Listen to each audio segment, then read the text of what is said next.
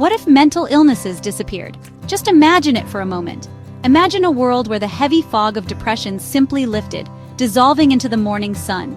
Picture a reality where the frantic, racing thoughts of anxiety slowed to a gentle, steady pace like a calm river flowing to the sea. This isn't about creating a world without problems or sadness, because sadness is a part of being human.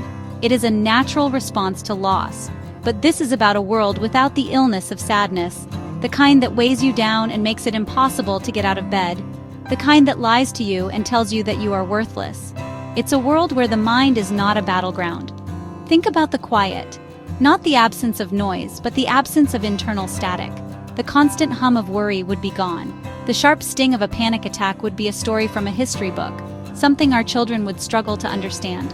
People would wake up feeling not just rested, but truly present in their own minds. The energy that so many of us spend just fighting to feel normal could be used for something else entirely. It could be used for creating, for learning, for connecting, for simply being. The world would feel lighter, as if a great invisible weight had been lifted from the shoulders of humanity. For children, this world would be a place of boundless exploration, free from the shadows of anxiety that can make school feel like a terrifying ordeal. Teenagers would navigate the complexities of growing up without the crushing despair that can steal their futures. They would still face challenges and heartbreaks, of course, but they would face them with a mind that was on their side, a mind that was a friend rather than a foe. They would learn that feeling sad is okay, but they would never know the illness that makes sadness an endless dark tunnel. Their minds would be their own. The elderly would look back on their lives with clarity, free from the confusion and fear that can sometimes cloud their later years. They would not be haunted by regrets amplified by depression or isolated by anxieties that keep them locked away. Instead, their minds would be repositories of wisdom, calm and settled. They could share their stories without the filter of past traumas that have been magnified by illness. The world would gain so much from their peace. It would be a world where every single person, from the youngest child to the oldest soul, could experience life with a mind that was a safe and welcoming home, a quiet home. In this world without mental illness, our daily lives would find a new, gentler rhythm. The morning commute would feel different. Instead of a train car filled with people lost in their own anxious thoughts, you would see faces that were open and calm. People would make eye contact. They might even smile at a stranger, not out of obligation, but out of a simple, shared sense of peace. The air itself would feel less charged with unspoken stress. The rush to get to work would be just that, a rush, not a frantic race against a rising tide of panic. It would be a journey, not a battle. Our homes would transform into true sanctuaries. The arguments that are so often fueled by depression-fueled irritability or anxiety-driven fears would become less common. Families would have more space for understanding and patience. Imagine a parent, free from the weight of their own depression, having the endless energy to build a fort with their child. Imagine a couple free from the misunderstandings caused by anxiety, being able to talk through their problems with true empathy and kindness. Home would be a place you return to not just to rest your body, but to truly rest your soul, to feel safe and understood. Our relationship with our own bodies would change. The constant self-criticism and the relentless pressure to be perfect, often driven by deep-seated insecurities linked to mental illness, would fade away. We would eat to nourish ourselves. We would exercise to feel the joy of movement, not to punish ourselves for what we are not. The mirror would no longer be an enemy, reflecting back our perceived flaws. It would simply be a piece of glass, reflecting a person who is whole and worthy, exactly as they are. We would learn to inhabit our bodies with a sense of gratitude and ease. Even sleep would be different. For so many, night is a time of dread, a time for racing thoughts, for worries that grow larger in the darkness. But in this new world, sleep would be a welcome friend. It would be a time of deep restorative rest. People would fall asleep easily, their minds calm and untroubled. They would dream, and they would wake up feeling refreshed, ready for the day. The world would be full of people who were truly rested, and a rested world is a kinder, more patient, and more creative world. The quiet of the night would be a promise of the peace of the morning.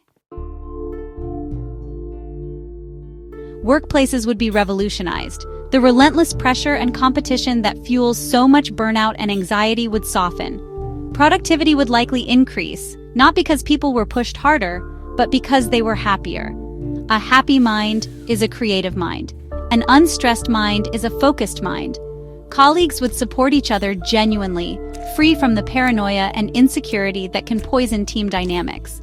The workplace would become a place of collaboration, not a source of dread. Imagine meetings where ideas are shared freely, without the fear of judgment. Imagine a boss who leads with empathy, not with fear. Schools would become true places of learning and growth. The playground would be a place of play, not a place where social anxiety makes every interaction feel like a test. Classrooms would be filled with curious minds, not minds distracted by worry or clouded by a lack of motivation from depression. Teachers could focus on teaching, on inspiring a love of learning, rather than managing the emotional crises of their students. Children would learn that it is okay to fail, that failure is a part of growth, without it triggering a spiral of self-hatred.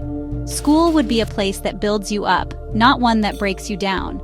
Our friendships and romantic relationships would deepen. So much of our connection with others is filtered through our own mental state. In a world without mental illness, we could love more freely and more wholly. We could be present with the people we care about, truly listening to them instead of being trapped in our own heads. The jealousy, the neediness, the fear of abandonment, so often symptoms of deeper anxieties, would lessen their grip. We could build relationships on a foundation of trust and mutual respect, not on a shared struggle against our own minds. We would see people for who they truly are. Even our cities would feel different. There would be more art, more music, more spontaneous moments of connection. The energy that was once consumed by managing internal chaos would be released into the world. Parks would be filled with people simply enjoying the moment, not escaping from it. Public spaces would feel safer and more welcoming. We would build communities based on shared joy, not just shared struggle. The world would become a place where we are not just surviving alongside each other, but truly living with each other. A world of connection, a world of us.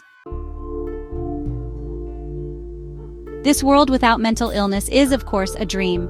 It is a thought experiment. We live here now on this day, July 15th, 2025, in a world where many of us are fighting battles that no one else can see. The fog is real, the anxiety is real, the pain is real, and we cannot simply wish it away. To pretend we can is to ignore the reality of millions.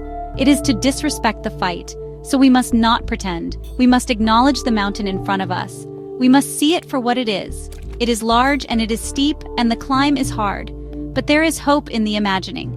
By picturing a world where our minds are at peace, we create a destination. We create a goal to strive for. We can see what we are working towards. Every time we choose to be kind to someone who is struggling, we take a small step towards that world. Every time we talk openly about our own mental health, we chip away at the stigma that keeps people isolated and ashamed. We let a little bit of light into the darkness. We show someone else that they are not climbing the mountain alone. We are their companion on the path. We can build systems that reflect the values of this imagined world. We can demand better access to mental health care for everyone. We can design schools that prioritize emotional well-being alongside academic achievement.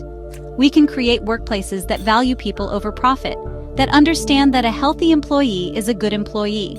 We are not powerless. We are the architects of our society. We can choose to build something better, something kinder, something that more closely resembles the world we dream of. It starts with a choice, then another. So while we may not live to see a world entirely free from mental illness, we can live to see a world that is much closer to it. We can be the generation that makes the biggest difference. We can be the ones who turn the tide. The hope is not in a magical cure, but in us, in our capacity for empathy, in our courage to speak up, in our willingness to listen, in our simple human desire to help each other feel better. And that is a very real reason to keep going, to keep fighting, to keep hoping, to stay alive.